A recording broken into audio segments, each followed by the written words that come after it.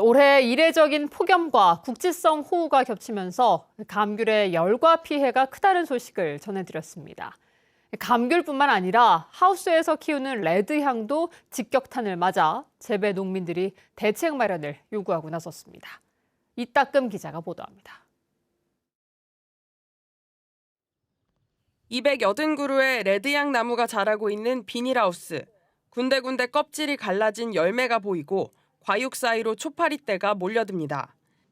까맣게 썩은 열매들은 바닥으로 떨어졌습니다. 건조한 날씨로 열매 껍질이 얇아진 상태에서 갑자기 수분이 유입되면서 나타나는 열과 피해. 현선미 씨는 열매 절반이 열과 피해를 입어 수확을 제대로 할 수나 있을지 걱정입니다.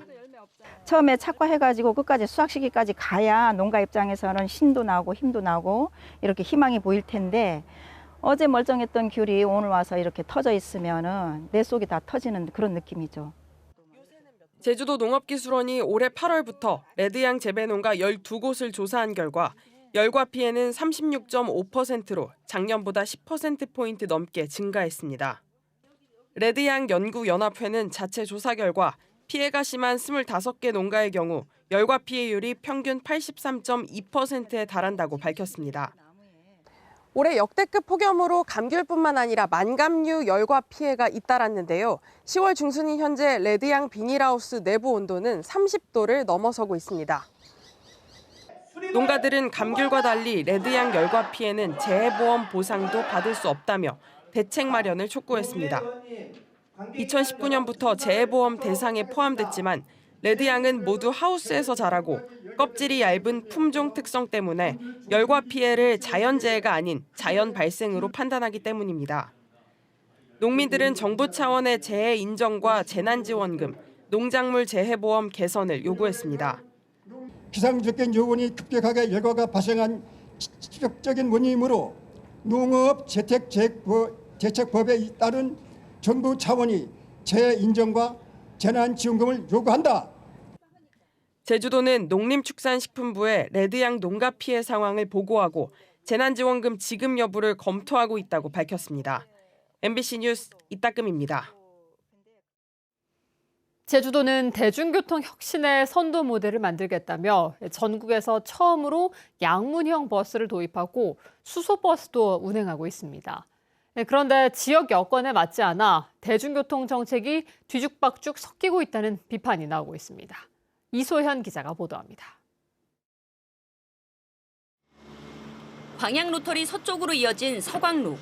도로 한가운데 교통섬 자리에 기초공사가 한창입니다. 버스 양쪽에 문이 있는 양문형 버스 도입을 앞두고 시민들이 체험할 수 있는 정류장을 미리 짓는 겁니다. 제주도는 내년 4월까지 양문형 버스 중앙차로 공사를 마친 뒤 양문형 버스 170여 대를 들여와 운행을 시작할 계획입니다. 제주형 중앙버스 전용차로 고급화 사업의 한 부분인데 서광로 3.1km를 시작으로 동강로와 도령로, 노영로까지 전체 9km 구간을 내후년까지 이을 계획입니다. 제주도는 본격적인 도입에 앞서 토론회를 시작으로 도민들의 의견을 모으고 있습니다. 궁극적으로는 도민들에게 도움이 되는 방향으로 작동될 거라고 생각합니다. 계속해서 도민 시민들의 의견들을 받을 수 있는 그런 소통 구조를 만들었으면 좋겠고. 하지만 시민사회 단체들은 버스 전용차로 설계 용역이 나오기도 전에 정류장을 미리 설치하고 버스도 없이 도민들의 의견을 듣겠다는 건 명분 쌓기 행정이라고 비판했습니다. 또 토론회에서 발제자가 트램 도입을 거명한 데 이어 크기도 지나치게 커 양문형 버스뿐만 아니라 트램을 동시에 운행하려는 계획이라며 의혹도 제기했습니다. 도로를 건들지 않는 형태로 진행을 해보자라고 만들어진 건데 그에 비해서 정류장 공간이 너무 과도하지 않는가, 필요 이상의 비용이 좀 들고 있지 않은가라는 걱정이 있는 거고요. 수소버스 논란도 이어지고 있습니다. 시민사회단체는 한 대에 5억 원이 넘는 수소버스 9대를 들여왔지만 충전시설 부족 등으로 1년 동안 2대는 운행을 못했는데 제주도가 추가로 11대를 구입하기로 했다며 지적했습니다. 또 수소버스가 놀게 되자 읍면을 오가는 공영버스는 줄이면서 수소버스 노선을 새로 만드는 등 대중교통 정책이 뒤죽박죽 엉망이 되고 있다며 비판했습니다. MBC 뉴스 이소연입니다. 중국 어선들의 조업 금지 기간이 지난달 끝나면서 제주 바다에서 불법 조업을 하는 중국 어선들이 늘고 있습니다. 특히 모레부터는 싹쓸이 조업으로 알려진 저인망 어선들도 조업이 가능해지는데요. 해경이 특별 단속에 나섰습니다. 김항섭 기자입니다. 출항 준비를 마친 해경 함정이 푸른 바다를 가르며 항해를 시작합니다. 출항 2시간 만에 우리 수역에서 조업을 하던 중국 어선 12척이 해경 레이더에 포착됩니다. 검문 검색에 나서는 해경 특수기동 대원들이 안전모와 삼각봉 등의 장비를 갖추고 고속 단정에 탑승합니다. 고속 단정은 높은 파도를 가르며 중국 어선 근처로 다가가 정선 명령을 내립니다.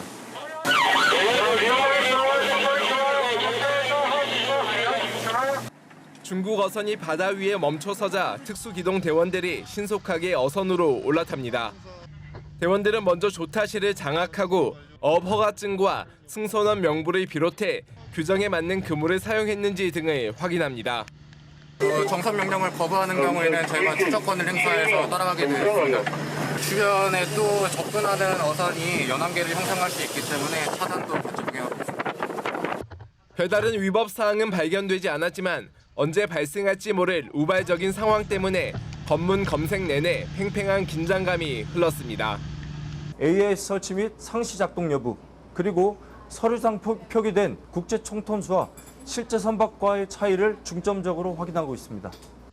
지난 2021년부터 지난해까지 3년 동안 제주 해역에서 불법 조업을 하다 납포된 중국 어선은 모두 42척으로 이 가운데 절반가량인 20척이 9월에서 11월 사이 적발됐습니다. 제주에서는 중국 어선들의 저항이 주춤하지만 올해 초 서해에서는 중국 선원들이 갈고리와 쇠파이프를 휘두르며 격렬히 저항해 단속 해경 대원이 다치기도 했습니다. 해경은 첨단 장비를 활용해 해상 경계를 강화할 방침인 가운데 모레부터는 저인망 어선들의 조업도 시작돼 제주 해역의 긴장감이 커지고 있습니다. MBC 뉴스 김항섭입니다. 제주문화예술재단이 재단 이사의 업체에 보조금을 지원해 논란이 일고 있습니다. 진보당 양영수 도의원은 행정사무감사에서 제주문화예술재단 이사의 업체가 재단이 보조금 1억 7천만 원을 지원하는 사업에 참여해 재단 업무와 관련해 금품을 받지 않는 청렴 서약서를 위반했다고 주장했습니다. 한편 김완근 제주시장은 한림해상풍력발전의 위법 행위는 탁상 행정의 결과라며 경찰 수사 결과 발표 전에는 준공 승인이 어려울 것이라고 말했습니다.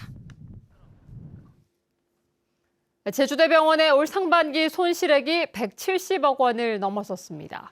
더불어민주당 백승하 국회의원이 공개한 자료에 따르면 올 상반기 제주대병원의 손실액은 175억 원으로 지난해 같은 기간 135억 원보다 30% 증가했습니다. 제주대병원 측은 전공의 사직 등에 따른 의료 대란에 지역 특수성으로 인한 의사 채용 등의 어려움이 크다고 설명했습니다. 우리나라에 투자 이민을 온 외국인 10명 중 8명은 제주도에 투자한 중국인으로 나타났습니다. 더불어민주당 전현희 의원이 법무부에서 받은 자료에 따르면 2019년부터 지난해까지 투자 이민자 116명 가운데 79%는 제주도에 투자 이민을 온 중국인이었습니다. 투자 금액도 910억 원 가운데 87%인 795억 원이 제주도에 집중됐습니다. 전현희 의원은 영주권만 받고 투자금을 회수하는 먹튀 사례도 발생해 제도 개선을 요구하겠다고 밝혔습니다. 제22대 국회의원 선거와 관련해 제주에서는 선거사범 26명이 단속돼 이 중 13명이 검찰에 넘겨졌습니다. 제주경찰청은 지난 4월 총선 과정에서 선거사범 사건 22건에 26명을 단속해 이 가운데 13명을 검찰에 넘기고 나머지 13명은 혐의 없음으로 결정했습니다. 검찰에 넘겨진 선거사범은 기표소에서 투표용지를 촬영한 3명과 불법단체 동원 3명, 선거 벽보 훼손 2명 등으로 당선인은 포함되지 않은 것으로 파악됐습니다. 이번에 적발된 선거사범은 지난 21대 선거보다 23% 줄었습니다. 버스에 탔던 승객을 뒤따라가 흉기를 휘둘러 다치게 한 10대가 살인 미수 혐의로 검찰에 넘겨졌습니다. 제주 동부경찰서는 지난달 28일 밤 9시 반쯤 제주시 아라동 길거리에서 같은 버스를 탔던 20대 여성을 쫓아가 흉기를 휘둘러 다치게 한 10대 남성을 살인 미수와 절도 혐의로 구속 송치했습니다. 이 남성은 버스 안에서 피해 여성과 말다툼을 벌였고 흉기는 근처 마트에서 훔쳤다고 경찰에 진술한 것으로 알려진 가운데 피해 여성은 말다툼은 전혀 없었다고 경찰에 밝혔습니다. 뉴스데스크 제주였습니다. 고맙습니다.